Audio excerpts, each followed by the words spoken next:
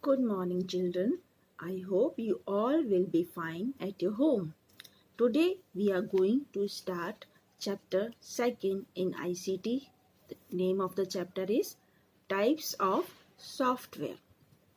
Now, what is software? The software is a collection of programs that are stored and run on the computer hardware. That means software requires hardware to run its all applications.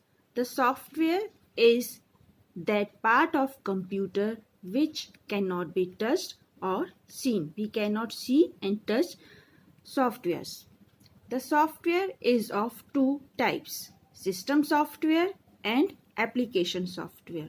Today we will study about system software.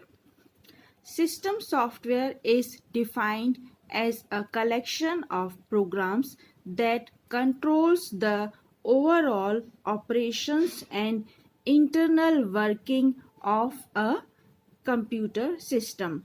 So, system software is a software which controls the overall operations of the computer system. System software is of three types. Number one, operating system. Number two, language processor. And number three is utility software. Number one, operating system.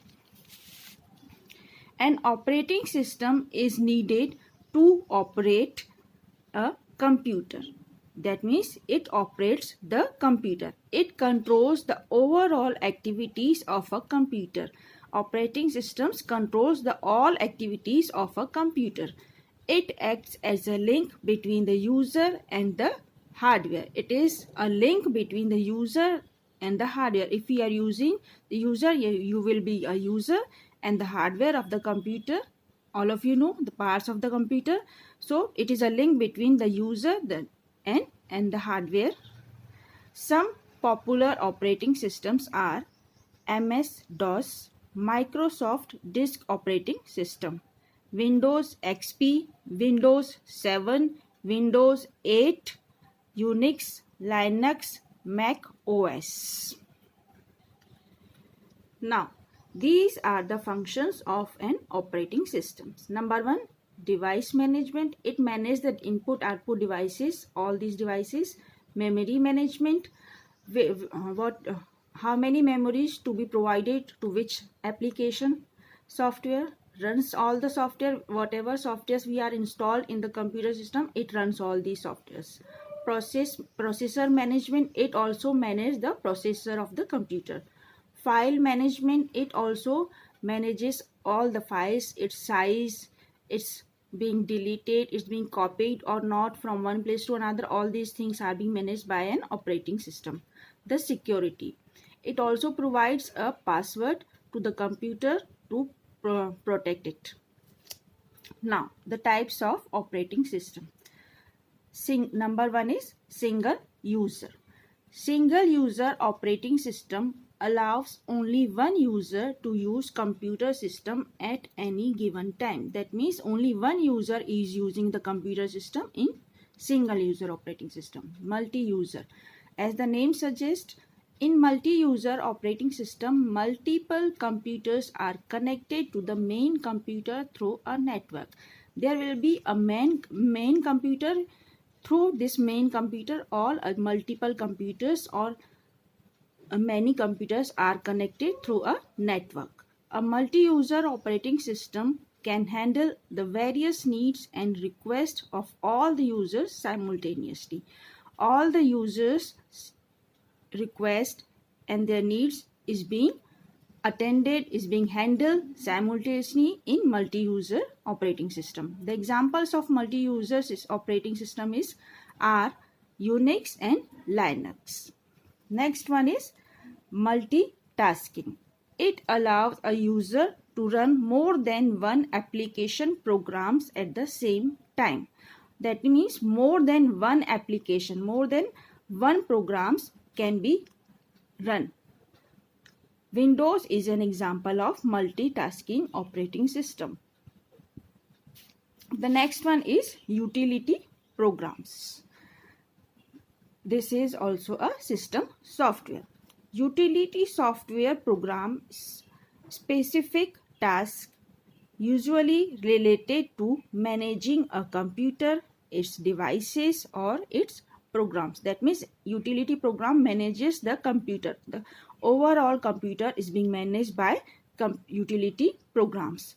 Some utilities help you to avoid virus attack, take backup of your data and recover data that has been accidentally erased. All these actions are also performed by some utility program. Now, the types of utilities. Number 1, network utility. It checks the network connectivity and configuration of network devices. It also examines the network speed and performance, etc. As we use mobile, in it also we check the network speed, its performance. All these things are being checked or they are managed by network utility software. The next one is file manager. This utility helps the user to perform various operations on files, such as viewing the files, making some changes, editing, copying the files from one place to another, or deleting them. All these are managed by file manager. The next one is disk management. It enables a user to view and manage the disk drives installed in a computer. Whatever disk drives are being installed in the computer are being managed by disk management. Next one is scanning. The act of examining the computer system, drives or files for possible virus attack is known as scanning. Scanning is done by using the antivirus utility. So, as today we are facing a virus, that is why we are studying from our home.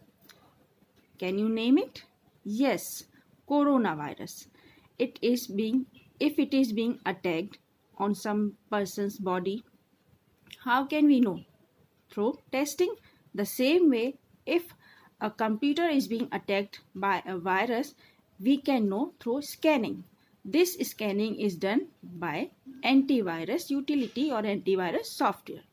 The sum of the antivirus softwares are Quick Heal, Avast, AVG, Norton, etc. The next one is backup.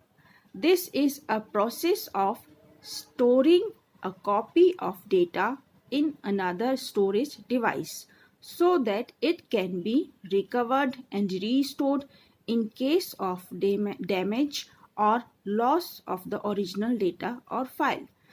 It happens sometimes that we may lose some files, some important files. In that case, we should keep the backup. That means उनकी एक और copy हम बना करके we can store in some storage devices, maybe CD or maybe some other computer or any other place, so that we can get our data easily. The next one is compression. It is a process that shrinks file so that less disk space is occupied. The files that are bigger in size needs to be compressed while sending as an email attachment. कुछ files इतनी बड़ी होती हैं कि हम उनको कहीं और किसी और पर्सन को अगर ट्रांसफ़र करना है, we cannot send them. For that we have to compress, means we have to make them short. This is known as compression. The last one operating system is language processor. Each software is created by writing programs in computer performing languages. A language processor plays a vital role in translating the programming language into the machine language. As we all know that computer doesn't understand the language which we use. It understands the machine language, and the language processor it plays the most important role in translating the programming language into the machine language. Some language processors are interpreter. An interpreter translates the program code line by line and executes the converted line. Interpreter translate करता है programme को, पूरे program को नहीं, no, programme की एक एक line करके it translates and executes it. The second one is compiler. A compiler is a translator program that converts the whole program into relevant machine code in one go. That means compiler पूरे program को एक साथ programming language से machine language में convert करके it sends to the device.